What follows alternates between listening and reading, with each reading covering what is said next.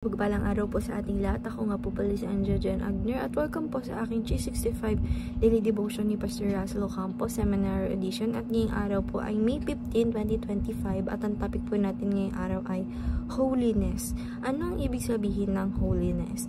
At ang scripture po natin ngayong araw ay chapter 1, ay 1 Peter chapter 1 verse 15 to 16. Sabi po dito, "But just as he who called you is holy, so be holy in all you do.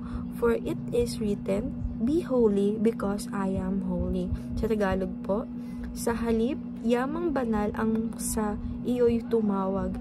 Maging banal naman kayo sa lahat ng paraan ng pamumuhay. Sapagkat nasusulat, kayo'y maging banal sapagkat ako'y banal. And yung concept po natin na holiness is, sabi po dito na yung holiness means that God is absolutely pure, completely separate from sin, and wholly devoted to His own glory. He is not just a better version of us, He is infinitely beyond us. Yet, is Christ, this holy God, calls us to be holy too.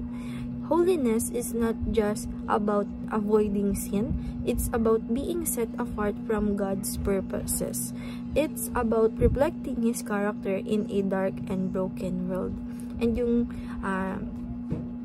yung teaching number 1 po natin is, holiness means separation from the world. Sabi po dito na yung pagiging holiness, ito daw po ang ibig sabihin po nito, yung meaning po nito is tayo po ay nakahiwalay o naging separate, may nagkaroon po tayong separation sa mundo natin kasi nga po ang mundo natin sobrang makasalanan.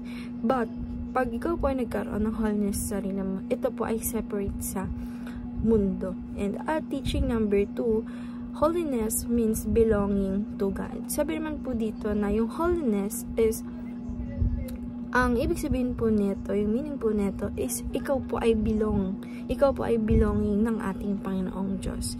And teaching number 3, holiness is transformative. Sabi naman po dito na yung holiness is, pwede po itong magpalit or magbago, na sabi nga po dito na yung holiness is transformative daw po siya. And application number 1, flee from evil just as a deer flies from a lion. Sabi po dito na umalis tayo doon sa evil. Alisin natin or lumayo tayo sa evil like yung deer na umalis siya or pag may nakikita siyang lion, kasi nga po yung evil parang lion, sobrang masama. Hindi naman masama yung lion, but kaya parang ganun yung tingin ng mga deer sa lion na masama or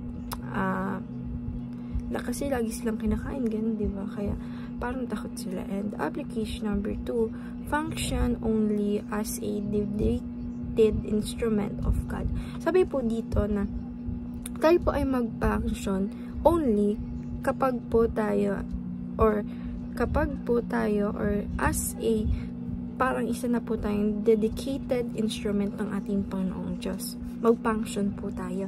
And application number 3, face persecution with joy as you live a holy life. Sabi po dito na i-face po natin yung persecution ng may joy sa ating buhay, na ini-enjoy natin, may happiness as naglilive tayo sa holy life na binigay sa atin ng ating Panginoong Diyos. And dahil lang po ngayong araw, maraming salamat. God bless.